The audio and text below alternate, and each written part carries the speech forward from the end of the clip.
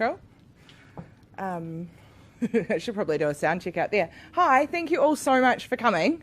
This is Congress 101, the first ever Congress 101, which is really exciting. For those who don't know me, I'm Lauren. I am the PSAY organiser, and I'm just going to do very quick intros and the health and safety briefing. So I think most people will be relatively familiar with this building, but if you're not, the bathrooms are on either side of the lifts, females furthest away, males closest. If there is a shake, then drop, cover, hold. Not a whole lot of cover in here, but there are a few tables. And don't leave the building until a staff member gives you the okay. Obviously, if there's a fire or anything like that, we exit through by the stairwell, not the lifts, and the congregation point is just across the road at the bottom of the bridge at the entry to the car park there. So I'm just going to introduce you guys to our guest speakers for the night, which is really exciting. So we're live streaming this around the country. There are 7 different locations, hopefully watching with us right now. So excuse the tripod. Hopefully it doesn't block your guys' view of the speakers. But we've got 3 speakers tonight. The first will be Caleb Gordon, who is an ex-PSAY convener, but we've forgiven out at PSA for stealing him to become a convener for that network. He has been to Congress twice, am I correct? Yep. Including as obviously a PSAY convener and member. So Caleb's going to lead in, and then we've got the fabulous David Dew, who is another PSAY member, a really active member of our network, has also attended Congress. And Caleb and David were both members of the working group that has helped to put together the PSAY motion for this year's Congress. So that's the other reason that we dragged them in here tonight. And then, of course, we've got one of our national secretaries, Glenn Barclay, who is our constitutional expert. So these guys are each going to talk about what to expect from Congress, what they wish they'd known in advance, and then some of the technicalities, how we go about forming motions and what standing orders are and how they're voted on at Congress itself. But despite the live stream and the relatively formal setting, we don't want it to be too formal. So there will be time for questions at the end, but if there's something you need clarification on in between times, just holler and we'll share the microphone around as we need to. Did I miss anything in the health and safety? No. I think we're all good. I might just hold the little lapel mic because it gives my hand something to do, and that way I'll think less about what's happening. So I'm Caleb. I was the PSA Youth convener for a couple of years, but I did my service there. I'm still quite involved. I'm sitting in front of you right now, so that proves I'm still quite involved. But I've moved on to some other networks and some other stuff inside the PSA while I'm still a member outside. So I'm just going to talk briefly about kind of Congress 101, and just sort of to set the scene a bit for what you can expect when you do go to Congress, because if you haven't been before, it can be quite daunting. I know it was for me. I was really lucky in that I had a really great head of my sector committee cruise in and really helped me out, introduce what to expect from Congress, and kind of helped me through my first one. That meant I navigated it quite smoothly and felt like I was really empowered. There were also some really great motions from the PSA Youth Network at that Congress, which I went along to speak to. So I was very much there chatting to people to try and get the most support for those motions, and felt really empowered from that to speak. So I mean, and the first thing to understand about Congress is when you're there, you should really feel like you're meant to be there, and that you should be speaking up and using your voice and offering opinions, because that's what we're all there to do. I'm also going to look at notes because I want to make sure I hit everything I meant to talk about. So excuse that rudeness. So I mean, like, what is Congress? So the very basic thing. So Congress happens every 2 years. It's the highest governing body of the PSA, and it's where many of the major decisions about the PSA happen. And so just basically about the organisation get made. So any rule changes, where we elect the president, where we receive the annual reports and the financial reports. So, you know, some really exciting stuff, some of the serious stuff, still exciting all around. And then basically the reason why we get together every 2 years to have this discussion is it's to try and keep the union as transparent as possible, because we want it to be a union made up of members for members, and it's a chance for a representational group to get together to really kind of live those ideals and kind of put them into action. So that's Congress in a nutshell, why we do it. So getting there is, it's like I said, it's a representational group. So largely most people get there through a delegation for the sector committee. So all 5 sectors get a select number of people to attend, and the number they get is proportional on their makeup of the overall PSA. So the other people who make up the bulk of it, beyond that, the Te Runga network do get a delegation as well. So they get 15, 3 per sector. And then the other people who get to head along, all official networks get to send 3 representatives. So I went last time as a representative of the PSA Youth Network. I'll be going this year as a representative of the Out at PSA Network. And then to round off, the executive board attend PSA, and they're the ones up the front driving the whole thing, basically, or trying to corral the rest of us in our conversations, because it can get heated and passionate, because that's what we want at Congress. So while you're there, you're part of a delegation. So it's important to think about why you're there and who you are when you're there, because you're going as yourself, but you're representing a group of people or a region. So when anything happens at Congress, you should really be thinking not just about kind of your opinions and your feelings, but think about the group, or like what your sectors are going for. Really think about like who are the group of people you're representing, and what would they want to see represented, or how would they like to see this conversation go.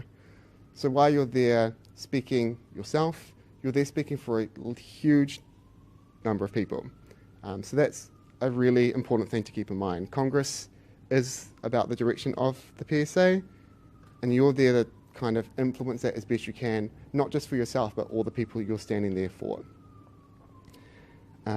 So thinking about that, before you go, one of the things you do before you go to Congress is actually talk to your members and get a mandate. So you need to socialise the fact that you actually are going to Congress, and then think about what we will be discussing at Congress. So you can see behind me, the theme for this year's Congress is the future of our union and the future of work. So we're going to be having some kind of big idea conversations really around what is happening in the workplace now, and just work generally, what work's going to look like in the future, and how the union plays in on that, because with the changing nature of work, unions have to change to keep up and to be relevant in that world. So I mean, that's a really interesting conversation to bring up in your workplace anyway, but it'd be great to talk to your members, talk to your delegate teams about what the future work's going to look like, and how they keep the union relevant, and how they keep the union an organisation people want to join and feel like they have a place in. But also, everyone who's going to Congress should have received the papers of motion, so that way you actually know what are the big points we're going to be talking about, because you need to kind of socialise some of those ideas, talk about what we are discussing, to get the idea of who the people you're representing, what their opinions are, what they're trying to do, so that when you're there you can stand up and you can definitely speak for them, and you can go in with an opinion, because we want everyone there to have an opinion, to feel confident sharing that opinion, so that we can come out with the best outcomes for everyone. Yes, so that's kind of the basics.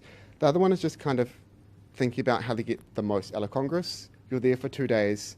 We want everyone to be there present. We want them to be passionate. So really, when you're going to Congress, the goal should be to meet new people. It's such a fantastic opportunity, because it's one of the few times that you're going to have all these people in a room. It is really a gift. You've got people from different sectors, people from different workplaces, people who do different roles.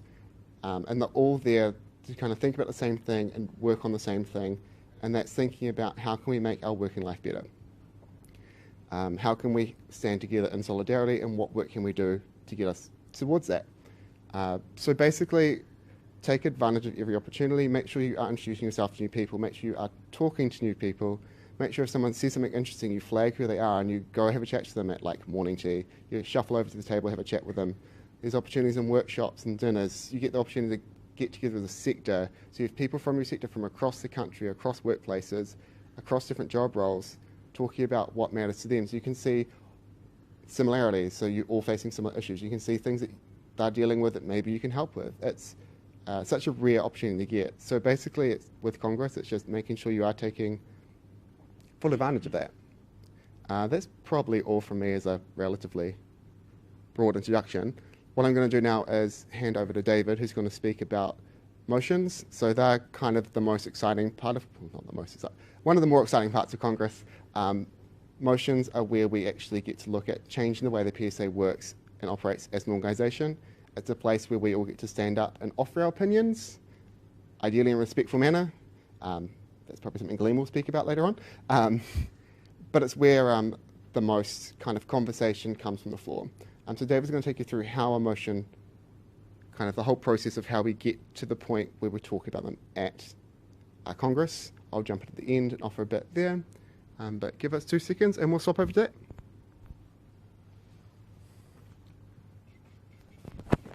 Cool, thanks Caleb. I'll introduce a bit of myself and welcome everyone here in Wellington and welcome to everyone watching all around the country. So my name is David Jadu. I was born in Auckland and I live in Wellington now, and I work at the Tertiary Education Commission.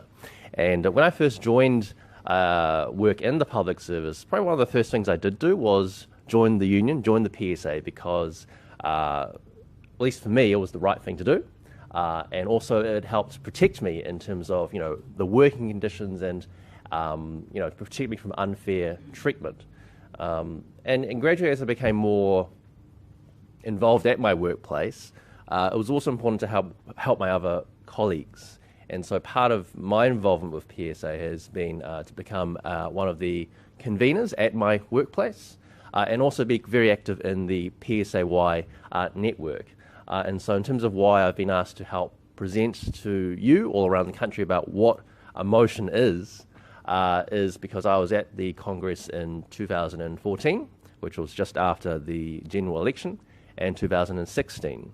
And so in terms of why motions are important, I mean, I guess it's understandable to think of what motions as very boring things, and however, they're actually very important things because the words that are in them actually have a big impact. And so if there are things that we want to change about how your organisation works or how a group you're involved with outside with works, every organisation has rules and regulations, things that tell you how things should work, because not everyone remembers everything in their head, and memory can be unreliable. So part of, as what Caleb said, why Congress plays such an important role is that if the people who are part of an organisation want to change how that organisation works, one of the best ways to do that in terms of an enduring process is through a motion. So what I'm going to do in the next 10 or 15 minutes is just give a brief overview, hopefully a relatively easy to understand process of what is involved with creating a motion, because I can definitely understand the view that, well, this is a lot of text because there's lots of booklets and rules and regulations. Like, well, what do you do if you want to improve something? And through experience and working with Caleb and others, should be hopefully something that you can take away and sort of keep in your mind for future years, because hopefully many of you will continue to be involved with the PSA. So many of you around the country probably have access to a handout, which is a printout of these slides. And so this first slide is probably the most important one, and I'll just dwell on this one just a bit because this arrow shows really the key steps towards developing a motion. So there are kind of 8 steps when you break things down. One, of course, is fundamentally, you have an idea. You have an idea for change. You think of something one day, you see something that's going wrong, and you think, well, this could be better. But the key test then as well, you need to, and this is where the notion of the union as a democracy comes in. You need to convince your other fellow members that it's also a good idea as well. And then hopefully you have good evidence, good reasons for the change you want to see. The third step is obviously where the various parts of the PSA come in, because PSAY is an example of a network, and there are many other different groupings and networks throughout the PSA because different people have different interests and identities as union members. And so, again, going to that notion of democracy, if your fellow members agree to it, they'll put it forward. So that's what that third step is about, an authorised committee. Moving towards the middle, so now we're moving into, well, yes, you have this idea, but you got to express it in the same language as the rules. And we'll talk a bit about that towards the middle of the presentation. And then you obviously have to explain in hopefully clear language why you think it's a good idea, because there'll be PSA members and delegates all around the country who would have only seen your idea for the very first time. And so you need to be able to explain why you think it's a good idea, and hopefully a way that they understand. Moving to the last bits of this stage, obviously there are timelines that we have to meet. We will all be familiar with timelines and deadlines in our various work, and so the reason why we have to submit things by a certain time is so that there's enough time for everyone around the union to think about your idea. And so obviously everyone will see it in writing. And then obviously the very last point here is that, and that's what we're trying to start tonight, is to get people thinking about Congress, to think about why your motion may be a good idea or not a good idea, and to discuss a bit. And that goes to that fundamental notion of democracy as you have democracy by discussing things, by working things out together as well. So I'll just pause on the slide while I've changed my sheet of paper. But if there's one thing you want to take away from at least my presentation, just focus on the arrow and the 8 steps, because this is at least from my point of view, from experience, how to develop some of the formal sounding motions that you have at Congress today. So now what I'm going to do next is just emphasize some of the key points and the details in these slides. So I will not read all the words on the slides. You'll be relieved to know, but I will emphasize a couple of points in each one. And obviously for people watching around the country, you will have the actual handout to read through as I go through this.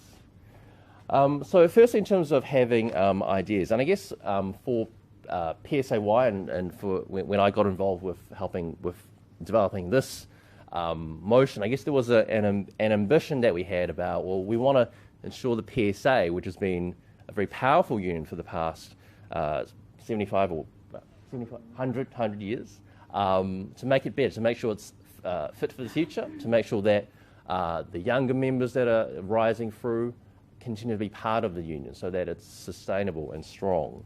So that's part of why we thought, well, if we want to get more people involved in the governance structures, what could be one of the ways?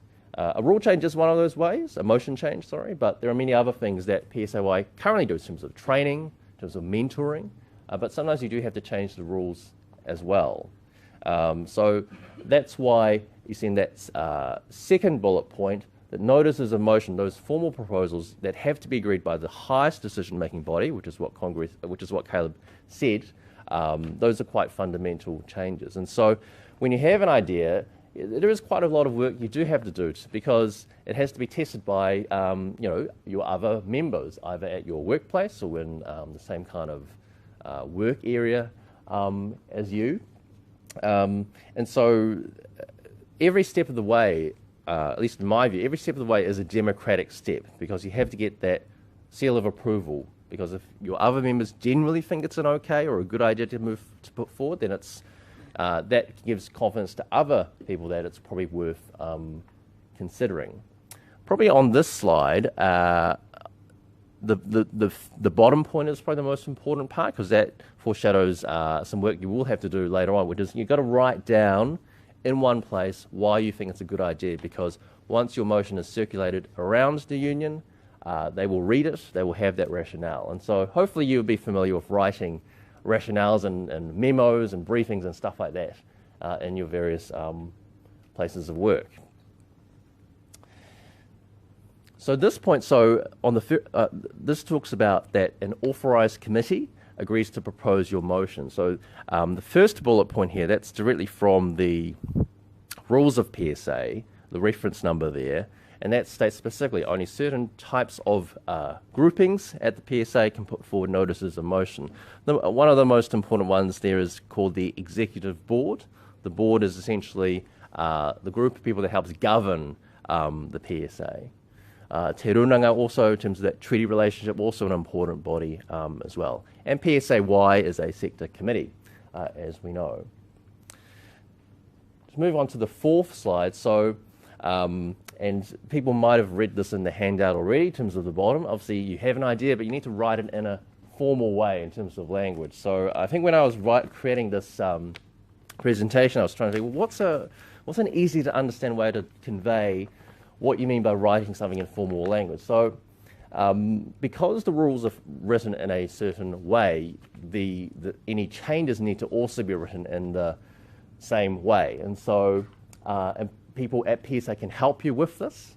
And so the example I used was, if say we wanted the PSA to give a free banana to all new members when they join, so you could write this as a motion that the PSA give all new members a banana when they become financial members.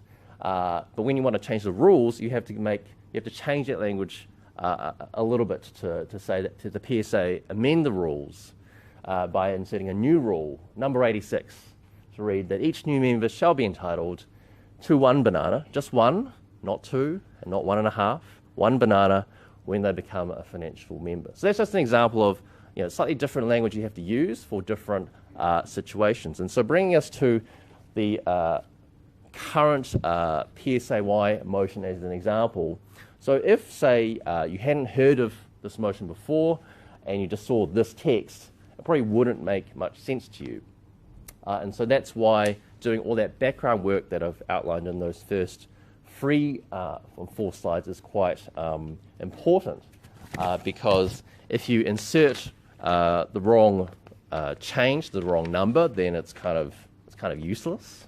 And it also helps people who are at PSA in 5 or 6 years time.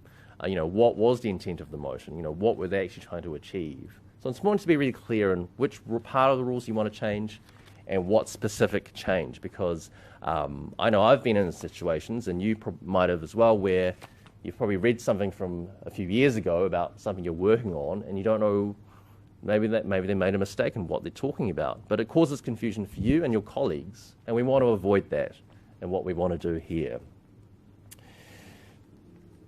So just going into, we're about halfway through this short presentation. So obviously a rationale is a word you hopefully have encountered before, and that's explaining why you want to do something, essentially. And that needs to be quite succinct. So as well as writing the formal motion, you just talk about in a couple of sentences or a paragraph why you want to do the motion. Now we're moving into the timelines that we have to keep in mind. And so because Congress is every 2 years, they start the cycle of asking people, what do you want to look at or consider at Congress in the year of Congress? And so the key headline here is that we have to send the motion to the National Secretaries 4 months before Congress. Seems like quite a long time, but the reason for the 4-month period is to give enough time for everyone at the PSA to consider your motion, to discuss it, because things take time in a democracy, things take time in a union. And because as union members we're all volunteers using our time, that's why allowing people to have enough time to discuss and consider is quite important. The next slide here just includes some further references from the rules about the timeline. So once you've sent the motions in, 4 months in, then they will be sent out. So just on the first point, sent out to all the Congress delegates about 3 to 4 months before Congress. The board will have a view on what members have put in as motions. And then, and that third bullet point, this is about amendments. So people can put in changes they want to make to motions at least 2 months before Congress. And again, those amendments have to be sent out to everyone, so everyone knows kind of all the possible motions and amendments at stake. And then just moving to the last two, so we're kind of entering this sort of the 2 to 3 month period before Congress, and so one of the things we really wanted to do through tonight is to give you information to help you in your role as delegates, because Congress can be quite a daunting time if you haven't been to a big conference before. And I think probably just one point I'll say here, and then I'll hand over to Caleb a bit with this slide, is that the PSA is, and thanks to everyone watching around the country, PSA is made of members all around the country, all sorts of different jobs and perspectives. And so when you bring them all together in one place, who knows what happens. And so that's why we're trying to, as much as possible, give people good information so they have a chance to think about what we are putting forward. I'll hand over to Caleb to talk a bit more about this slide. So I'm back. Hello again. So I was talking about Congress and kind of getting there and what happens when you do arrive. And so this is kind of the part of the motion where we are approaching Congress. And this is when those who've put motions together and put motions forward for discussion generally start to talk about what their intentions are, what you're going to encounter at Congress, and we start socializing the idea. So even before we arrive at Congress, we're going to start talking to all members and people going to Congress, particularly about what we're planning to do there and the outcomes we would like to see why we're there.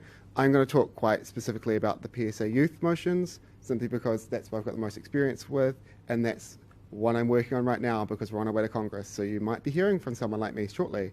So basically, if you've been to Congress the past few rounds, you would have realised that the Youth Network has been rather active in trying to change the rules.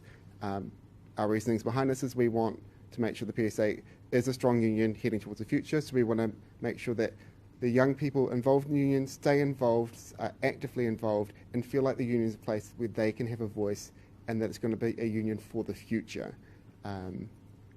So we've been doing some changes, and this is our third go at doing some changes at Congress, and we honestly started this process 6 years ago, and this is us just kind of sending out ideas, seeing what we need to do, and socialising the idea and working through the rules. So it's it was ambitious, it still is ambitious, but it's been a long road. So we're happy to talk about this at length because we've got a lot of stories to tell.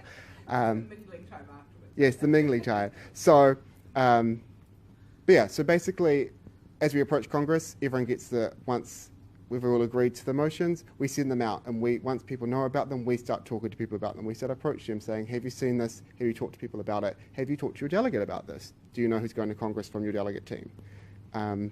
So then before Congress, and then we actually arrive at Congress, and so even outside the discussion of motions, we do spend a lot of time talking about them because we're all there to talk about changing the PSA and trying to make it a better union and a stronger union.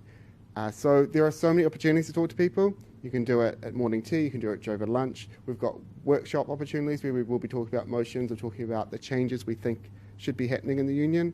When you get together in your sector groups, that's a great opportunity to talk about motions and see how people inside your sector feel about particular motions and talks about it. Like, what do you understand? How do you understand this?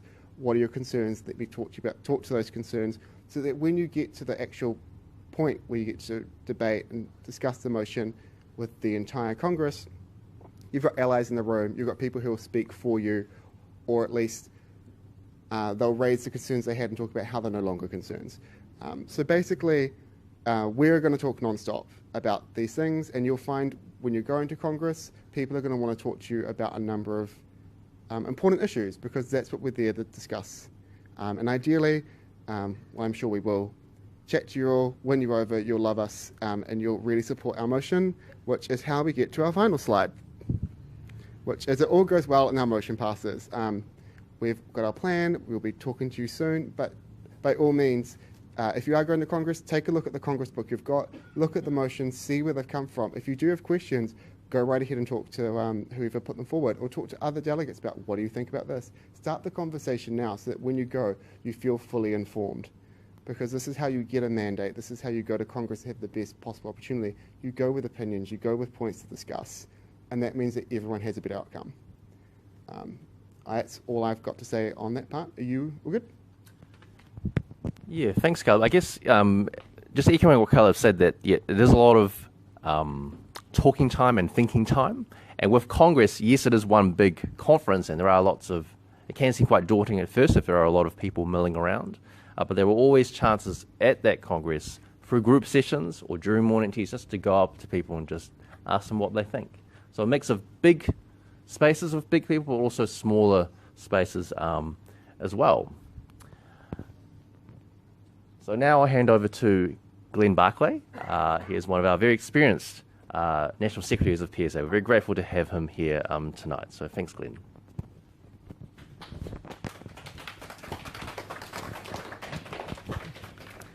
Tēnā koutou, tēnā koutou, tēnā koutou katoa, ko Glenn Barclay toko ingoa.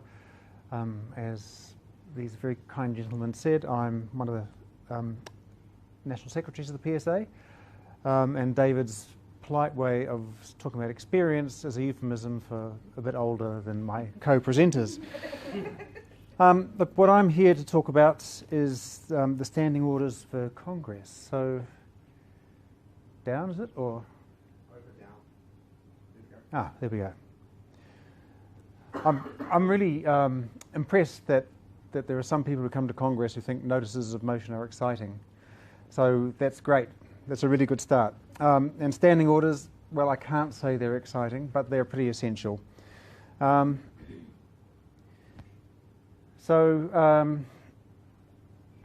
are standing orders? Oh no, we'll go back one. Standing orders. Standing orders are the way in which you run a meeting, the orders or the rules by which you run a meeting in an ordered way. Now, for the most part, the PSA tries to make its decisions by consensus. So those of you who sit on network committees or sector committees, the board, we try to resolve all our decisions by consensus. But when you get to Congress and you've got 140, 150 people in the room, you just can't do it that way. So we've tried to strike a balance because there are several books out there. Some of them are like this thick, full of standing orders. And we try to strike a nice balance between having some rules to enable us to conduct our business in a sensible way, and trying to avoid the kind of situation where people are leaping up and saying, point of order, Madam Chair or Mr. Chair or whatever, and disputing the rulings of the chair and all that kind of stuff. You just, that point, standing orders cease to be an assistance to getting things done. They become a barrier to getting things done. So we've constructed, and for those of you that have got the Congress initial booklet, in the back of them we've got a copy of the standing orders that we use. They're pretty much the same. There's some copies at the back of the room, and there should be copies in all offices. Right, so copies at the back of the room and copies in all the offices. So that we try to keep it really simple. So here we go. The first one is about voting. And this is basically what's in the rules. So the rules say that, as the others have said, you get to Congress, you've got one vote that you exercise on your own behalf.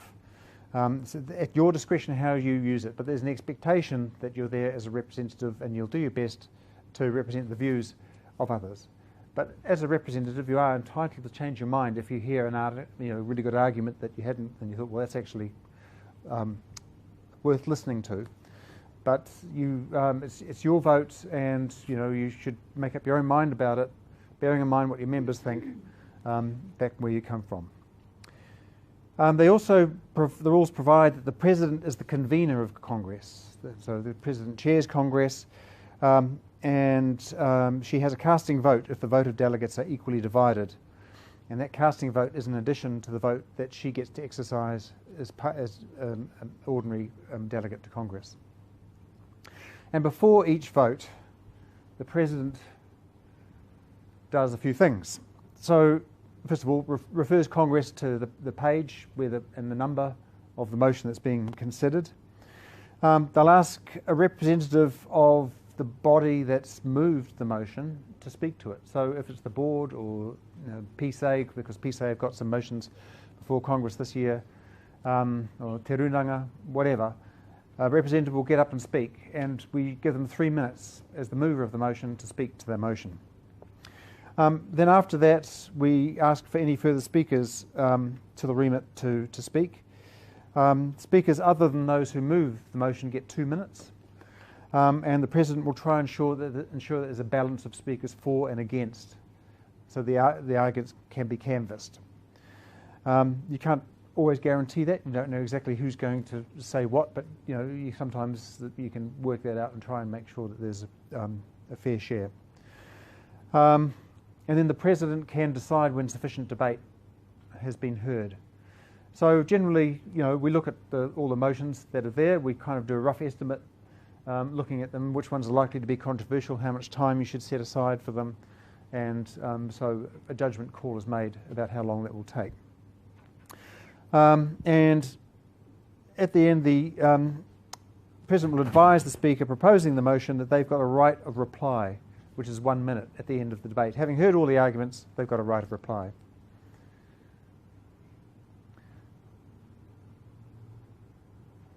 Amendments. So we heard the others talk about amendments. So amendments are amending motions. So that there are motions that amend or change the original motion that's been put. And under our rules, we try and get the amendments to any amendments by a date in advance of Congress, so they in turn can be shared so people know what's coming up, what the changes are that are being proposed. So in that case, those amendments moved in advance. Again, it's the same bodies who get to move those, the board, the sector committees, the networks, Te Runanga, all get the chance to move amendments to those motions that have already been circulated. And on the floor, they will be taken in the order received by the Secretariat if there's more than one amendment to a motion, and introduced after the Speaker for the original notice of motion has been heard. So that's when you know you've got an amendment in place already. The Speaker to the original motion gets up and speak, and then you get to hear about the amendments. The other way amendment can be moved under our rules is from the floor of Congress. So we're encouraging people to move amendments early so they can be circulated and shared. But if that's not possible for any reason, then it is possible to amend something from the floor. And sometimes that can help you out of a sticky situation that you've got yourself into when you think, we didn't quite get this right. How do we find our way out of this? And I can think of an example in Congress in 2014. Was a bit divided about the gender equity rule, how to proceed with that, and an amendment was moved that it didn't take effect until 2 years down the track to give time to sit down and work out how to implement that in practice. And that amendment got us through what could have been a difficult situation, and some people might have voted against that if they thought that it was going to take effect absolutely immediately. So that's about amendments. Now our voting process is pretty straightforward. The President will make it clear before each vote what the motion or amendment is by once again referring to the number. And voting will be by voice unless the President cannot determine the outcome, in which case a hand vote will be called for. And we have a couple of scrutineers who are appointed early on in Congress to help in these kind of situations, and they go around and count up all the votes. So those of you who are here in the room at Wellington, put your hands up if you've been to Congress before. Not that many, okay. If you're at the last Congress, you'll recall again, there was another motion that was very, very tight. I think there's only something like, in a room full of 140, 150 people, there were 2 votes in it, or something along those lines. So it was very, very close. So we had to do the count more than once to try and reach that decision. But we got there. And the drama of that is part of the joy of Congress. So disputes. It is possible around the standing orders that there might be some disputes. So if any dispute arises regarding the meeting procedure or decision of the President as convener, this will be dealt with consistent with normal meeting procedures and with the PSA rules and regulations. As is usual practice in formal meetings, the President shall be given sufficient time to consult with PSA officials about any matter relating to the meeting or any ruling she intends making if this is deemed necessary. So, in other words, there is this big fat book that exists out there in standing orders land, and it really is, there's a whole heap of motions that can be moved. And again, going back to last Congress, on that self-same motion that was so tightly contested, someone got up and said, I move that the motion be put. Now, that is a procedural motion, and we've very deliberately chosen not to stick it in our standing orders, those kind of motions, because they're precisely the thing that generates confusion and debate. But having said that, they still exist, and we can't deny their existence. So we had no choice, the President had no choice but to accept that motion, and a procedural motion like that, there's no debate. You just say those in favour and those against. So the motion was, let the motion be put. And that curtailed the debate, and it meant that you had to put the main motion to the vote. It caused a lot of confusion for those of you who were there.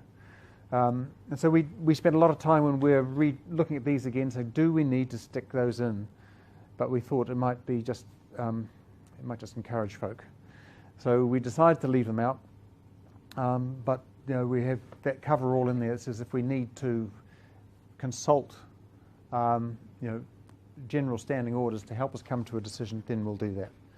But we, as I say, we try to get this nice balance between having an ordered debate and making decisions in an ordered way, and at the same time not getting bogged down in procedural matters.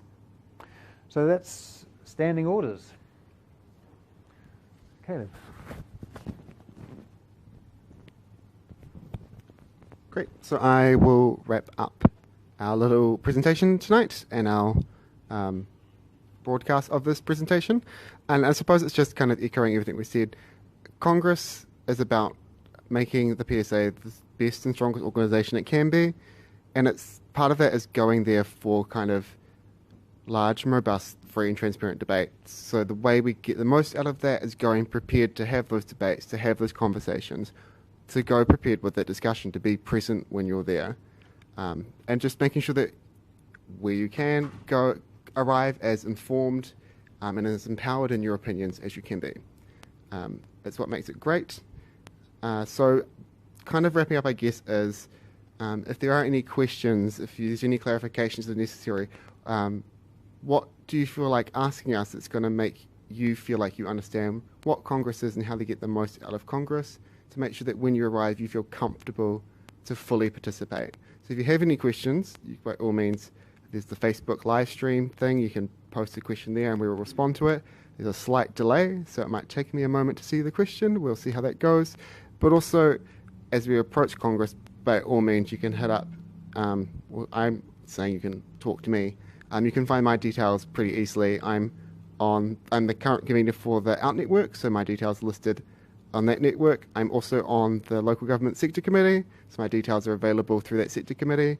Or you can hustle Lauren. She is our youth network organiser, so she's always happy to hear people get in touch and want to have questions about the youth network or about Congress, and she can always pass it on. And when you arrive at Congress, by all means, come have a chat to me. I'm pretty chatty and not afraid to kind of go and hustle people. So if you're lonely, if you don't know anyone at Congress, come have a chat to me. I'll set you up with someone. I'll forcefully introduce you to people. I'll make sure you know what's happening. I'm there to make sure you have a good time. Let's make, it's nice and formal. But anyway, so by all means, if you've got any questions, you want something clarified, by all means, get in touch with someone here. We're more than happy to answer it. And when you get to Congress, just introduce yourself to someone. I'm an easy target, so just come find me and we'll get your Congress experience going. And that's probably us done. Awesome. Thanks for coming along. Yeah. In the room. Oh no, there's a question. Do you have any other examples of motions that have passed before? So when I went in my first year in 2014... Do you want to repeat the question? Okay, so the question was, do I have examples of any other motions that have gone through? So when I went in 2014, there were a few motions, or there's always a few. I'll talk about the youth ones because the other ones I couldn't really talk about off the top of my head that quickly. We put a motion forward to extend student membership. So that was that if you are a student, you can join the PSA as a non-financial member. And that was a way to encourage more people to kind of grow our youth membership, socialise the idea of unions and union membership to people while they're still studying, while they've got some time, when they're thinking about what's it going to be like when they head into the workforce. There were two other motions. Let me pass you over to David, who's got a better memory than me. Oh, okay. I'm here to argue. Probably one other I can think of from 2014 was the notion of transitional membership. I think this was something we pushed forward and what that means is if you are, just simplifying it, if you're essentially in between jobs and you're likely to rejoin as a public servant again and be eligible to be a PSA member, it was a notion that you could hold on to your membership for a limited time after you've, say, lost your job, so that it's far easier to just rejoin again when you get work again. I guess the reason we thought that was a good idea was to stop the inevitable loss that happens in membership when people get redundant or restructured. So make it easy, just having one less thing to think about when you start back work, such as renewing your membership, we thought was helpful.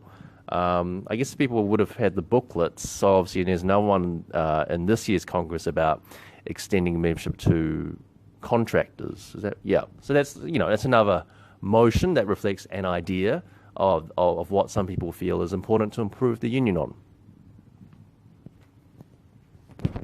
And I have remembered the other one we took, and that was actually about networks. So at 2014, official networks didn't actually have representation at Congress, so people went along as delegates of their sector. And we put a motion forward that official networks should be able to have representation there, like official representation, so that basically every official network gets to send a small delegation, so that when they're in the room at Congress, they can kind of offer their opinions. And that was a recognition that the networks were a way that PSA members were really being able to change the way the PSA worked, offer opinions about their experience in work that was outside the regular framework of the PSA, and that was really important in offering a whole new dimension to the work the PSA was doing. And we wanted that recognised at the highest decision-making body of the PSA. And we've done it once, we're doing it again this year, and it's really useful having those voices in the room and say, actually, this is the perspective of this large group of people. So that's groups, networks like the Youth Network, the Women's Network, Outlook Network. Were there any other questions? So those are examples of motions. There are innumerable other ones. Were there any other questions? We've got one from the live stream. Do you want me to? Go for it. We'll just do a change of voice for a second. So a comment on the live stream that I think would be helpful for lots of people is, could someone explain the motion for Rule 5, the gender balance change, and how that process was covered in 2014 and 2016? And it's similar actually to what's happening with the youth motion this time round, which was also covered in 2016. Oh, no one can see me. Oh, there we go. But you could hear me. That's fine. That's my question. And maybe Glenn might be able to help with that one. So if I understand the question correctly, it's what happened in 2014 and then what happened in 2016? Yeah, so how was the motion of rule change covered in two different congresses? Okay. I touched on this when I was talking about standing orders, but in 2014, the notice of motion that was put said, and don't quote me in case I get this wrong, but it's something along the lines of that all the governance structures of the PSA should have membership that was consistent with the gender makeup of the group that they represent. And that's pretty much all it said. So if that had come into effect immediately, if that had passed in that form, it would have come into effect immediately, and all of a sudden, overnight, all the governance structures, the board, not the networks because they're not part of the governance structures, but the board, the sector committees, te runanga, would have had to be gender representative, and that was mid-term for a lot of the all those committees. And there's a big question about how do you do that in practice? How do you actually make that, give effect to that? So that's when an amendment was moved from the floor that said that this rule does not take effect until, I think, the 1st of October 2016, so 2 years later. And that gave the opportunity to work out exactly how it would operate. Now, in the subsequent 2 years, there was a working group set up, and that beavered away to figure out how it would all work. And one of the conclusions they came to, I think from memory, so again, if I've got this slightly wrong, just bear with me, was that because governance structures are defined in the rules as including all our workplace arrangements, so delegate committees within an organisation, as well as the sector committees and all of that. So there was a feeling amongst some that that was going to be a struggle to achieve, and so the motion that was one of the motions that was put about implementing that Rule 5 to the 2016 Congress was to make that distinction that it applied to sector committees, Te Runanga Committee, and others. And there were also some very practical solutions around the creation of co-convenerships for the sector committees,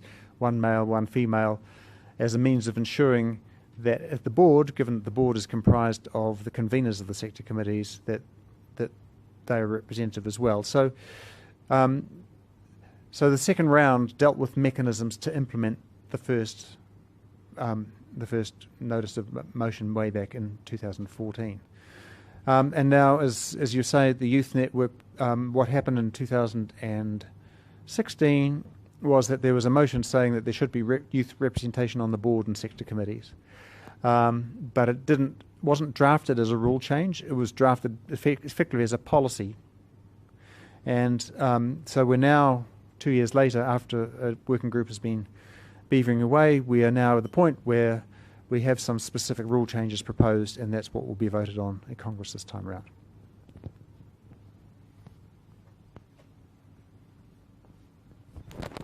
Fantastic. So hopefully that clarifies what happened at the previous Congresses, which is a really good example of kind of quite substantial rule changes that they've been put forward to kind of improve the representational look of the union, but also lead to some very robust discussions and opinions being shared. So do we have any final thoughts or questions in this room that I can answer? Or are we good to go? There's a question. What's the process behind when you choose representatives from each sector? So the question was, how do you get selected for Congress? Essentially what happens is when Congress is announced when we announce this Congress, a call for expressions of interest go out. So you attend Congress as part of your sector through being a delegate. So you've got to be a delegate in your sector to be able to be nominated. So generally, most sectors will put out an expression of interest, and then you reply to that. And sector committees often, at least I can only speak for the local government sector because that's the one I've helped select for. We look at all the expressions of interest. Because we're local government, we're spread across the country, so we try to make sure we get a representative group from across the country, so it's a spread. We also look at the gender makeup of our group to make sure we've got a balance there. We also look at different age groups, making sure that we are bringing some experienced delegates in who have been to Congress before, who can kind of really help speak and move what's happening at the local government side, but also some newer delegates who show a lot of interest, and so when they get along, they get the experience, but also the people there to support them. Otherwise, different groups, I suppose, make their own decisions. Networks often send people from their committee, just because they're the active ones who know everything, who know what's happening in their network and can speak to it. But yeah, essentially it's because we're a democratic organisation, it has to be like an open, transparent process about how you got there. But generally, it's basically you've got to be a delegate to get there. So it's becoming a workplace delegate is the first step to get into Congress. All good? Any other questions? Final thoughts? Otherwise, we are available offline as well. So by all means. So this is just a final thank you for joining us tonight.